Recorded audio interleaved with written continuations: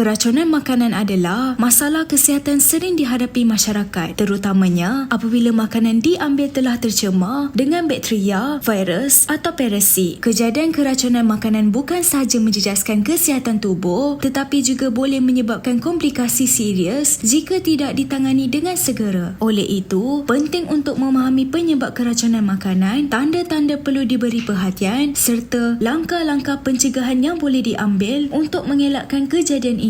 Penyebab keracunan makanan ialah penyebab utama keracunan makanan termasuk bakteria seperti Salmonella, Escherichia coli, E. coli, Campylobacter dan Listeria. Selain itu, virus seperti norovirus dan parasit juga boleh menyebabkan keracunan makanan. Makanan yang tidak dimasak dengan sempurna atau tidak disimpan pada suhu betul adalah antara faktor memudahkan pertubuhan mikroorganisma penyebab keracunan. Makanan yang mudah terdedah kepada keracunan termasuk daging mentah, telur, produk tenusu, sayur-sayuran mentah dan makanan laut. Selain itu, penyediaan makanan tidak bersih atau tidak mengikut prosedur kebersihan betul turut meningkatkan risiko terjadinya keracunan. Tanda-tanda keracunan makanan ialah tanda-tanda keracunan makanan biasanya muncul dalam beberapa jam selepas pengambilan makanan yang tercemar. Gejala yang sering dialami termasuk loya, muntah, cerit-berit, sakit perut dan demam. Kadang-kala gejala-gejala ini boleh menjadi lebih serius terutamanya jika berlaku pada kanak-kanak, orang tua atau individu yang mempunyai sistem imun lemah. Penyakit ini boleh menyebabkan dehidrasi jika tidak mendapat rawatan dengan segera, terutamanya apabila seseorang mengalami muntah dan cerit-berit yang lebih kerap. Jika gejala berlarutan lebih dari 48 jam atau semakin teruk, penting untuk mendapatkan rawatan perubatan dengan segera. Langkah pencegahan keracunan makanan ialah untuk mencegah keracunan makanan, kebersihan semasa penyediaan dan penyimpanan makanan adalah aspek paling penting. Beberapa langkah yang boleh diambil untuk mengelakkan keracunan makanan termasuk cuci tangan secara berkala, masak makanan dengan sempurna, simpan makanan pada suhu yang betul, perhatikan tarikh luput, jangan letakkan makanan di tempat tidak terdedah. Kesimpulannya, jika terjadinya keracunan makanan, rawatan segera amat penting untuk mengelakkan komplikasi serius. Oleh itu, setiap individu harus peka dan bertanggungjawab dalam menjaga kebersihan serta memastikan makanan diambil selamat dan berkualiti.